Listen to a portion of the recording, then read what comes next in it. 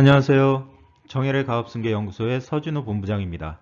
오늘은 서진우 본부장의 완전정복 시리즈 1탄 중소기업 경영의 필요학 가지급금에 대해서 말씀드리겠습니다.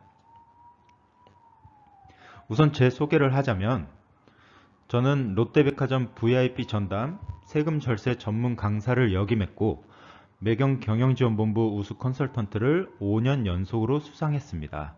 그리고 지금은 상원세무그룹의 자문위원을 맡고 있고 10년 동안 법인의 가지급금을 약 732억 원 정도를 해결을 해드렸습니다. 그리고 10년 동안 가업승계 컨설팅으로 500억 정도의 세액 절감을 시켜드렸습니다. 저희 컨설팅 철학은 합법적으로 안전하게 절세하자입니다. 그래서 숨겨져 있는 좋은 합법적인 법들을 가지고 안전하게 절세하는 걸 목표로 하고 있습니다. 자, 그럼 오늘 가지급금에 대해서 제가 완전 정복 시켜드린다고 말씀을 드렸는데 일단은 많은 동영상들이 있겠죠. 많은 동영상들이 있는데 물론 쉽게 설명해 드린 부분들도 있을 거고 아니면 좀 누가 봐도 이건 좀 어렵다 라는 그런 내용들도 있을 겁니다. 그런데 저는 오늘 완전 정복 시리즈라고 해서 아주 쉽게 지금 이 방송을 보시는 대표님들 이하 또 컨설턴트 분들도 이해하기 쉽게 컨설턴트 분들 같은 경우에는 제가 오늘 방송하는 이런 부분을 가지고 가지급금을 이렇게 좀 쉽게 대표님들한테 설명을 드리면 좋을 것 같아요. 대표님들 같은 경우에는 제가 실제로 상담을 할 때도 진짜 이렇게 쉽게 설명을 드립니다. 그래서 가지급금이란 뭔가 회계상 가지급금이 있고 뭐 세무상 업무무관 가지급금이 있다라고 하는데 여기서 보면은 밑에 이제 가지급금과 가수금에 대해서 나와 있죠. 좀 이거 쉽게 말씀드리면 가지급금은 법인이 대표님 혹은 주주 그리고 임원 분들에게 빌려준 돈 뭐 이런 걸 말하고요. 그리고 반대로 가수금은 뭐 주주라든가 임원이라든가 이제 직원들이 법인에 빌려준 돈을 말합니다. 뭐 정반대로 생각을 하시면 됩니다. 근데 가지급금이란 뭐냐면 그냥 영수증 증빙이 안 되는 돈들 결산하실 때 영수증 증빙이 안 되잖아요. 그런 것들 다 그냥 세무사님이 가지급금으로 잡습니다. 그리고 대표님께서 그냥 가져다 쓴 돈, 뭐 여러 가지 목적이 있겠지만은 그냥 가져다 쓴 돈입니다. 그리고 혹은 대표님께서 목적을 가지고 빌려간 돈, 목적을 가지고 빌려간 돈은 뭐냐면 실제로 내가 이 회사에서 돈을 빌려다가 내가 뭐 건물을 산다든지 땅을 산다든지 이런 데 쓰신 돈을 말하겠죠.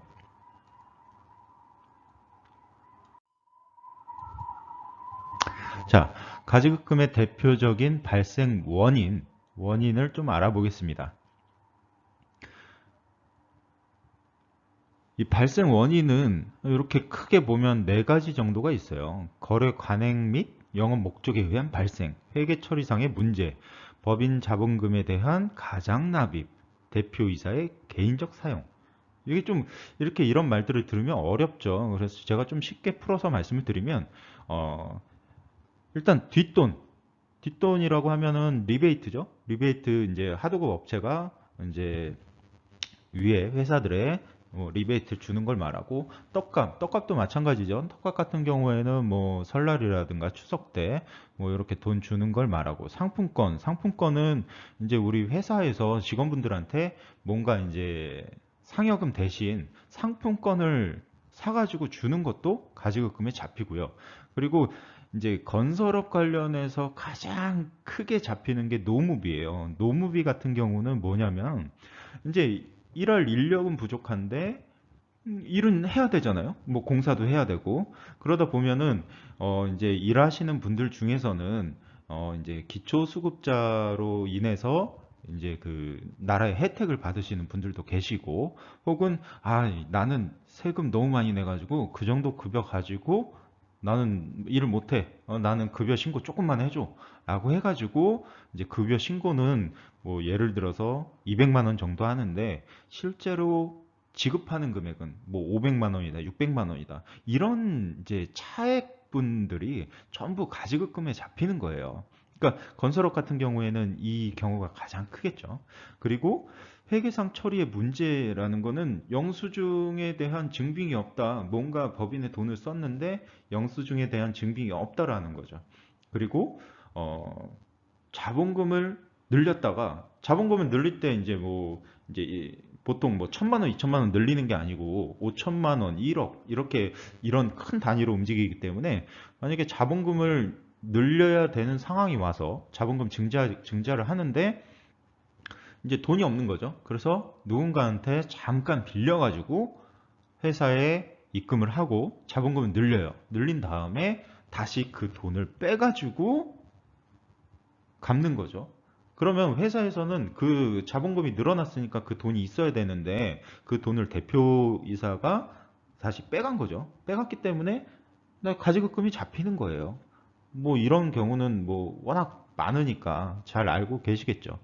그리고 대표이사의 개인적인 사용, 그냥 회사 돈 썼다. 예, 회사 돈을 그냥 쓴 겁니다. 뭐 다른 거 없어요. 크게 봤을 때 이 네 가지 그 1번에 해당되는 것들이 대표님들이 잘 모르는 이런 내용이겠죠. 컨설턴트 분들도 이 부분에 대해서 이렇게 좀 쉽게 설명을 드리면 좋을 것 같아요. 그러면 가지급금의 문제점은 뭐냐? 가지급금이 발생을 하게 되면은 회사에서 돈을 빌려줬으니까 대표님한테 이자라는 걸 받아야겠죠. 돈을 빌려줬으니까. 그런데 이자를 대부분 현금으로 납입을 해야 되는데 현금으로 넣지를 않죠. 뭐 그렇잖아요. 실제적으로 대표님들이 급여를 뭐 어마어마하게 많이 받아가는 것도 아니고 인정이자가 뭐 2천만 원, 3천만 원 된다라고 했을 때 그걸 현금으로 넣을 수가 없어요. 넣을 수가 없다 보니까 그게 보통은 대표이사의 상여금으로 잡힙니다. 그래서 상여금으로 잡히게 되면은 대표님 같은 경우에는 실제 종합소득세가 좀 늘어나게 되어 있고, 그리고 법인 같은 경우에는 그 이자를 받았잖아요. 받은 걸로 치죠, 일단은.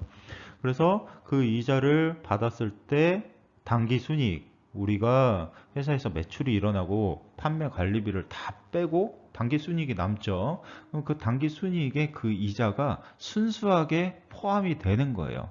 그래서 이 법인세가 또 상승을 하게 되죠. 그러니까 세금적으로 느끼는 거는 이렇게 문제가 있는데 대표님들이 이거 잘 모르세요. 본인들이 얼마나 자기의 종합소득세가 늘어나는지 아니면 법인의 세금이 이것 때문에 왜 늘어나는지. 그러니까 실제적으로는 대표님이 뭐 주식을 100% 보유하고 있다라고 하면은 대표이사이자 그 회사의 주인이잖아요. 예, 그런 대표님들이 실제로 세금을 많이 내고 있는데 그거 자체를 모른다는 거죠. 그런데 그 가지급금의 문제점은 그 돈 문제가 아니에요. 가지급금의 문제점은 횡령 배임죄에 해당이 됩니다. 이건 뭐냐면 이 상법에 나와 있는 그대로 제가 올리는 거예요. 상법 355조 횡령 배임 있죠. 이게 타인의 재물을 보관하는 자가 그 재물을 횡령하거나 그 반환을 거부한 때에는 5년 이하의 징역 또는 1,500만 원 이하의 벌금에 처한다. 예, 여기서 중요한 문구는 벌금에 처한답니다. 이게 횡령 배임이 뭐냐면 조금 더 쉽게 설명드려 볼게요. 뉴스를 보시다 보면은 가끔 이제 우리 대기업 총수님들이 간혹 이제 휠체어 타고 나오시잖아요. 휠체어. 그 이제 뭔가 횡령과 배임에 관련돼서 그렇게 휠체어 타고 나는 모르겠습니다라고 하는데 그게 다 그냥 가지급금이에요. 예. 큰 회사나 작은 회사나 똑같은 상법 적용을 받기 때문에 그거는 회사의 규모와 상관없이 법의 적용을 받는다라는 거죠. 자, 횡령과 배임. 그러면 가지급금 회계 처리할 때 문제점, 뭐 이런 것도 있겠죠. 자산 처리, 부실 자산으로 간주, 뭐 그다음에 세무조사의 대상자로 선정될 가능성이 높다. 그러니까 가지급금이 많으면 세무조사를 받을 확률이 높다라는 거예요. 그런데 중요한 거는 이겁니다. 횡령 배임죄는 일반적 재산상의 재물을 취했을 때 회사에 손해만 끼쳐도 적용이 되는 겁니다. 그래서 상법상의 페널티가 뭐냐면 과태료라는 게 있고 벌금이라는 게 있어요. 근데 제가 아까 중요한 문구가 뭐라고 했죠? 벌금이라고 말씀드렸죠? 벌금부터는 사람으로 따지면 전과자입니다. 전과자. 그러니까 횡령 배임에 걸려서 이제 벌금을 내야 된다라고 하면은 그 회사는 이제 외부에서 봤을 때 좀 좋지 않은 모양새가 되는 거죠. 그렇기 때문에 항상 이 문제를 조심하셔야 됩니다.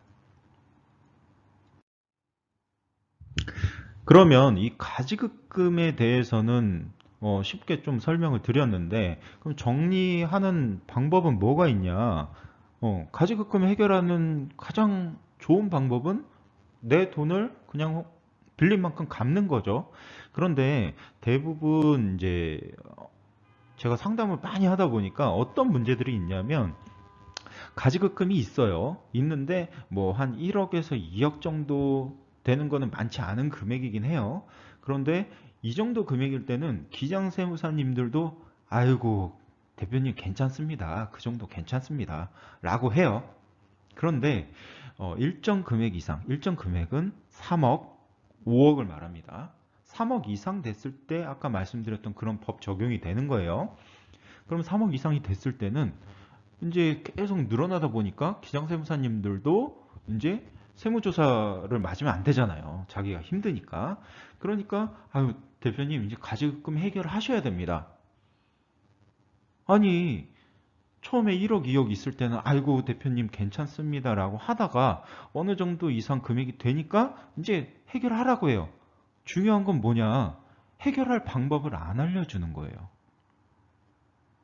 왜냐하면 기장세무사님들은 대표님을 대신해 가지고 이런 서류를 정리해 주시는 분들이기 때문에 그런 해결 방법에 대해서는 구체적으로 잘 알려드리지 않습니다.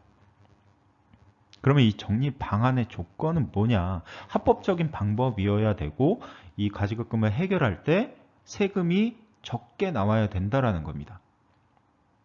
그러면 합법적이고 세 부담이 낮은 방법만이 절세 솔루션으로의 의미가 있다라는 거죠. 그럼 가지급금 해결 방안을 좀 볼게요. 개인 재산을 활용하는 방법. 그러니까 뭐 내 주식을 팔아가지고 해결하는 방법, 그리고 뭐 타인에게 주식을 매각, 그리고 다른 법인이 또 있다라고 하면은 그 법인에서 돈을 가져와서 갚는 방법, 그리고 개인 부동산을 내가 법인에 매각하는 거, 그리고 임대용 부동산을 이제 기존 법인에 매각하는 거, 그리고 특허를 또 매각하는 방법이 있죠. 그런데 이거 복잡하죠. 복잡하니까 제가 좀 쉽게 써놨습니다. 자, 자기 주식. 내가 가진 주식을 우리 회사에다 팔아서 이제 가지급금 해결하는 방법은 2015년 12월 31일까지 저도 엄청나게 많이 했습니다. 왜? 얼마를 팔던 간에 10억을 팔던 100억을 팔던 혹은 1000만 원을 팔던 간에 단일세율 10%였어요. 근데 이게 합법적으로 너무 많이 이루어지다 보니까 20%로 세율을 올려버립니다. 2016년 1월 1일부터. 그러니까 이게 제가 아까 말씀드렸던 이제 낮은 세율로 처리를 했을 때의 절세 솔루션이 의미가 있는 거지 이거는 좀 이제 무의미해졌죠. 그래서 이걸 안 합니다. 지금은. 그리고 타인한테 주식을 매각한다. 그러니까 즉 투자자를 모집을 한다라는 개념인데 실제적으로 일반적인 법인들이 누가 투자를 하나요? 그러니까 발전 가능성이 어마어마하게 있는 회사라면 몰라도 일단은 타인한테 주식을 매각하는 것은 불가능합니다. 그리고 법인 간의 주식 거래, 돈이 많아야지, 현금이 많아야지 가능한 거고 이렇게 법인을 막 두 개, 세 개 이렇게 운영하고 계시는 대표님들은 일단 이 정도로 문제를 만들지 않아요. 그리고 개인 부동산을 매각한다. 개인 부동산을 매각해가지고 법인에 파는 거죠. 근데 법인에서 돈을 가지고 오기도 힘든데, 그렇죠? 세금이 많으니까. 그런데 뭐 힘든데 또 부동산을 법인에서 사도 사업 목적으로 쓰기가 힘들어요. 왜냐하면 대부분 대표님들이 개인 부동산을 가지고 있는 거는 뭐 아파트라든가 오피스텔이라든가 뭐 개인적인 땅이라든가 이런 부분인 건데, 또 이제 내 사업하고 맞다라고 하면은 이 방법도 좀 쓸 수는 있겠지만 좀 불가능하다라고 말씀드리겠습니다. 그리고 임대법인을 만든다라는 거는 이제 지금 부동산법이 굉장히 많이 개정이 됐죠. 종부세도 그렇고, 그리고 경제 추세가 지금 부동산 가격이 지금 눈에 보이는 거는 굉장히 많이 올라가는 것처럼 보이는데, 실질적으로 지표랑 이런 것들을 다 봤을 때는 계속 이제 떨어지고 있는 추세거든요.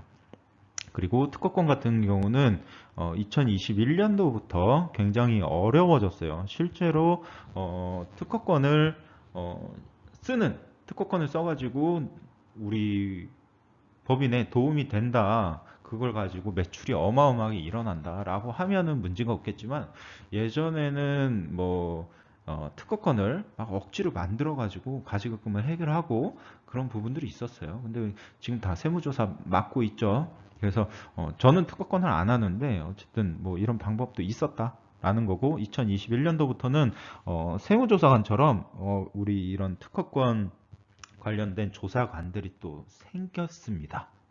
그래서 좀 문제가 될 수 있으니까 웬만하면 하지 않으시는 걸 추천드립니다.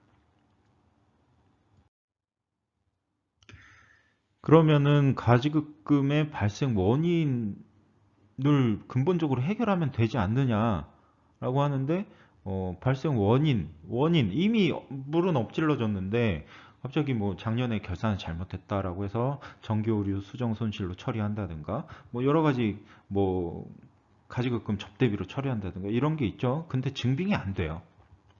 증빙이 되면, 이 정도 가지고 증빙이 됐으면요, 기장세무사님이 다 해결을 했습니다.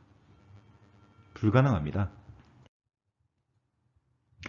그러면 제가 이제 정리 방안 중에서 뭐 여러 가지가 있겠지만 그 중에 조금 할 수 있는 것들을 지금 빨간색으로 표시를 해놨는데, 퇴직금으로 변제하는 거, 그리고 자기 주식, 그 회사의 주식을 팔아서 변제하는 방법, 그리고 급여 상여, 그러니까 총 보수를 다 이제 한참 올려가지고 변제를 하는 방법이 있고, 그리고 배당금으로 변제하는 방법이 있어요. 근데 지금 오른쪽에 고려사항을 보시면 법인의 정관 정비가 필수적으로 되어 있죠. 뭐 정관에 되어 있지 않으면 이 방법들도 이제 활용을 할 수가 없어요. 그리고 자기 주식을 취득할 때는 주식 시가평가를 명확히 해야 되고, 이거 10원 나중에 줘서 나옵니다. 그리고 주주총회를 정확히 날짜도 잘 지켜야 되고, 그리고 저희 가업승계 연구소에서 항상 방송으로 올려드리는 그런 이제 절차들이 있어요. 그런 부분들을 잘 지켜서 해야 된다는 거죠. 그럼 이게 정리를 해서 완전 정복으로 해서 말씀을 드리면, 최적의 급여 설계, 이거는 가지급금이 좀 적을 때 이제 활용할 수 있는 방법이고요. 자기 주식 취득은 일단은 음, 일시금이 많을 때, 그러니까 가지급금 한 번에 해결해야 될 게 많을 때 좀 활용할 수 있는 방법, 그리고 적극적인 배당 정책은 그 가지급금을 해결하고 나서 이제 앞 없이 발생되는, 그러니까 그 맨 처음에 말씀드렸던 노무비 같은 경우는 어쩔 수 없이 발생을 계속 할 수밖에 없을 거예요. 그러면은 이런 부분들을 내가 발생할 수밖에 없는 이유를 알고 있으니까, 그러면 적은 금액일 때 매년 매년 처리를 하는 거죠. 배당으로.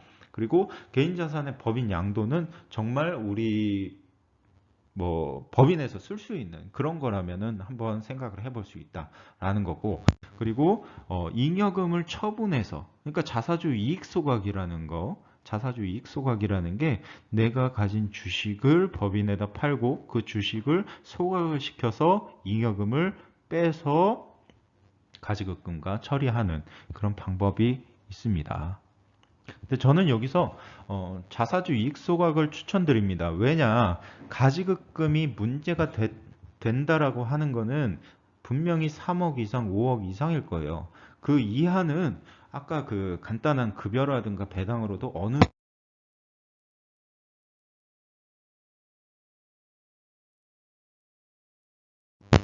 금액, 6억, 7억, 한 10억 정도까지 많은 금액을 처리를 할 수 있기 때문에 추천을 드리는 거고요. 자, 자사주 이익 소각을 할 때 꼭 알아야 할 것들이 있습니다. 이익 소각의 필수 조건인데요. 첫째, 정관을 명확히 알아야 되고 주식 이동에 대해서 명확히 알아야 됩니다. 그리고 주권이라는 걸 발행해야 돼요. 주권은 뭐냐면 우리 주식에 번호를 매기는 거예요. 번호를 먹여서 이 주식은 얼마짜리다 라고 해서 구분을 해주는 거죠. 그리고 상법 절차를 명확히 알아야 되고요. 교차 증여 할 때가 있어요. 배우자 간에 이제 이 이익 소각 자체가 증여를 조금 활용을 하는 건데, 교차 증여를 할 때 증빙 내용들을 명확히 만들어 놔야 됩니다. 이런 거 없이 그냥 하면은 무조건 세무조사 맞죠? 그리고 이익 소각은 배당에 해당이 되기 때문에 배당에 대해서 명확히 알아야 됩니다. 그리고 감자에 대해서도 명확히 알아야 되고요. 그리고 마지막으로 가장 중요한 거죠.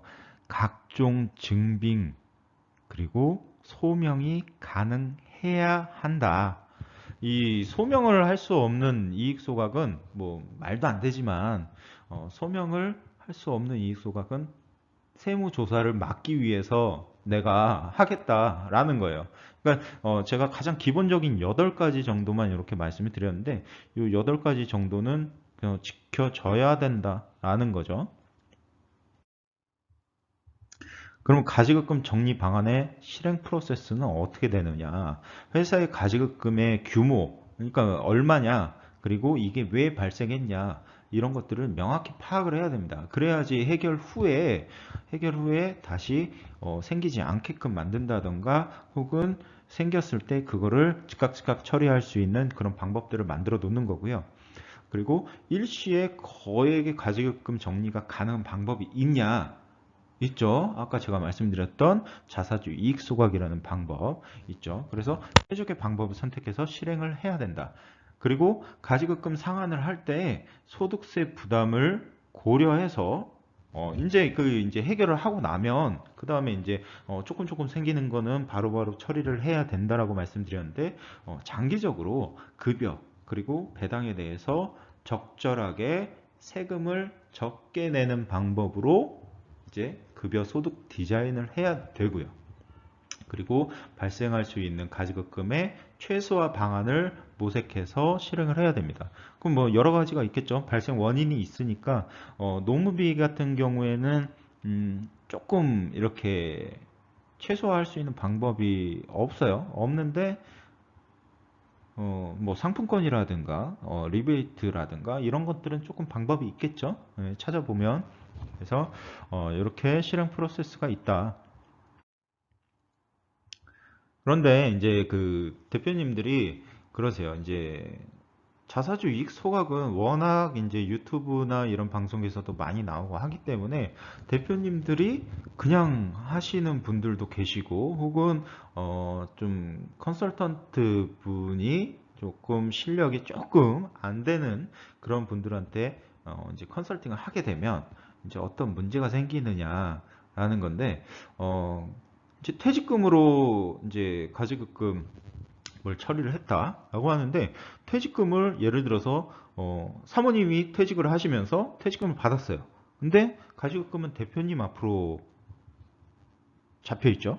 그런데 그렇게 해서 한계 처리했다가 부인된 케이스가 있어요. 저 뭐 말도 안 되는 걸 한 거죠. 그러니까 돈은 와이프한테 나갔는데 내가 갚아야 될 돈이 없어진 거예요. 그러니까 이렇게 상계 처리를 하면 안 되는 거예요. 뭐 이렇게 하는 분들은 안 계시겠죠. 네, 안 계실 거예요. 계시면 안 되죠. 전혀 모르고 하는 거니까.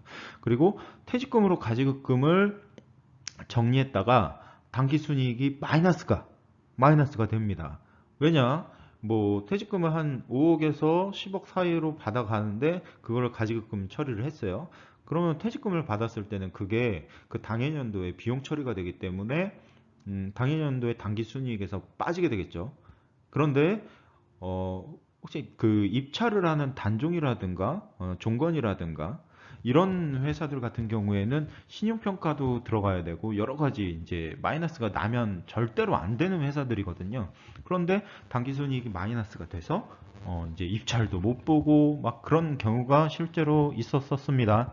그래서 그거 해결하느라고 좀 골치가 아팠는데 어쨌든 있었어요. 실제로 제가 지금 겪은 것만 말씀드리는 거예요. 그리고 자기 주식을 가지급금으로 정리하는 과정에서 자기 주식의 취득 절차, 제가 아까도 말씀드렸죠. 취득 절차가 가장 중요하다.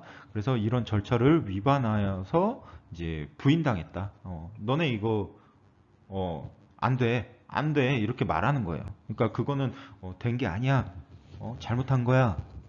가지급금 정리 안 됐어. 자사주 정리 안 됐어. 라고 말하는 거죠.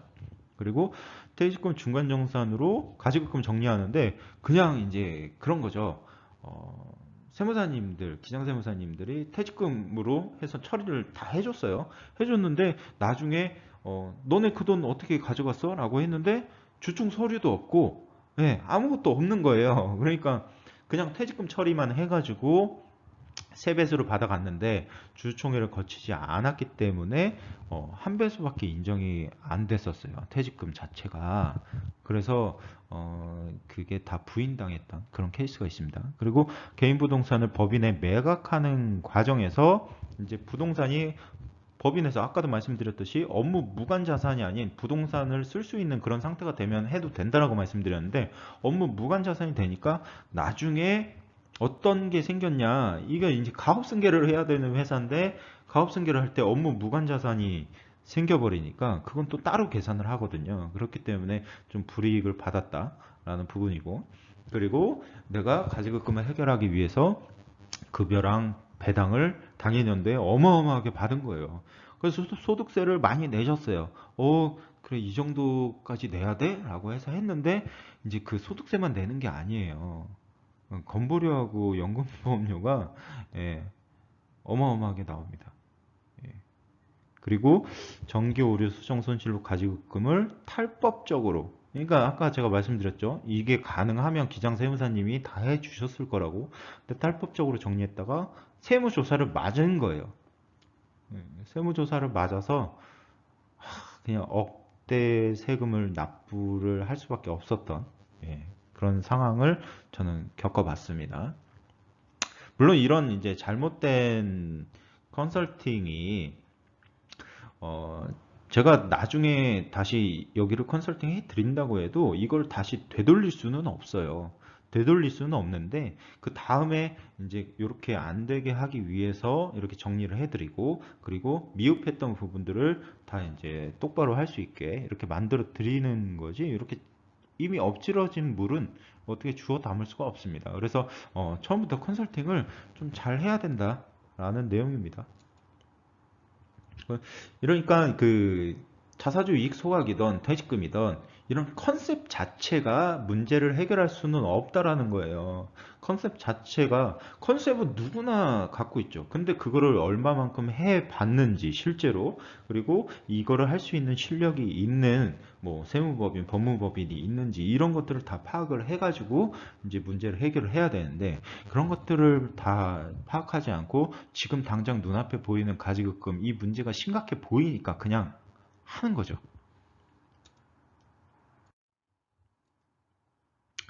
그래서 가지급금 해결 완전 정복입니다.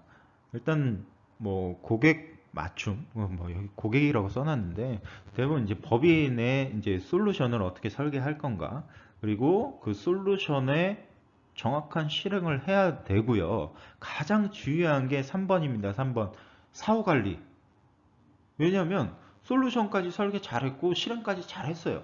그런데 나중에 과세관청에서 당신들 이거 어떻게 해서 이렇게 된 거지? 이거는 이익 소각이 아니고 양도 아니야? 라고 물어봤는데 그거를 이제 사후에 해결할 수 있는 사람이 없다 라고 하면은 그대로 그냥, 대표님들은 모르잖아요. 대표님들은 뭐 이게 뭐 양도인지 뭐 배당인지 아니면 소각인지 전혀 몰라요. 그리고 아실 필요도 없고요. 그런데 그걸 모르니까 이게 소명 자체가 안 되는 거죠. 그래서 사후 관리가 가장 중요하다. 그래서 가세관청에서 뭔가 소명 요청이 들어왔을 때 바로 소명을 해버리면 그냥 그 조사관 선에서 그냥 끝납니다. 그런데 그걸 소명을 못하게 되면은 이제 세무조사까지 들어가는 거죠. 그래서 이 세 가지 삼위일체의 원스톱 서비스가 가능한 전문가의 조력이 필요하다. 그럼 자사주 이익 소각의 개념에 대해서만 잠깐 설명드릴게요. 자사주 이익 소각으로 할 수 있는 게 투자하신 분들의 지분 정리, 그리고 가업 승계, 가업 승계 진짜 좋습니다. 이거 이익 소각, 그리고 잉여금 정리, 그리고 가지급금 해결. 이렇게 하는데 대표님이 있고 배우자, 사모님이 있겠죠. 혹은 반대로 돼 있을 수 있고, 그리고 회사가 있습니다. 그러면 대표님이 가지고 있는 주식에 이제 시가평가를 하겠죠. 그래서 상증법 54조의 비상장 주식의 평가, 그 평가 방법대로 평가를 하게 되면 주당 가치가 이제 예시입니다. 예시 32만 원 정도가 나옵니다. 그러면 이 주식을 시가로 우리 배우자분께 주식을 증여하는 거예요. 주식을 증여하고, 그럼 배우자 간의 증여 공제 한도는 6억이기 때문에 공제 금액에서 이제 6억 원을 쓰는 거고, 그럼 여기까지는 세금이 없죠. 그럼 이 받은 주식을 우리 법인에다가 파는 겁니다. 법인에다가 6억 원어치를 그대로 팔아요. 그럼 내가 6억 원어치를 받아갖고 6억 원을 그대로 파니까 32만 원에 받아서 32만 원에 파는 거니까 세금은 없습니다. 그러면 이 잉여금에서 6억 원을 우리 배우자분에게 인출을 해주는 거죠. 일단은 이익 소각의 개념이에요. 이게 이제 이걸 가지고 어떻게 가지급금을 해결하냐 이런 거는 뭐 나중에 저 만나시면 물어보시고 이 개념만 지금 말씀드리는 거고.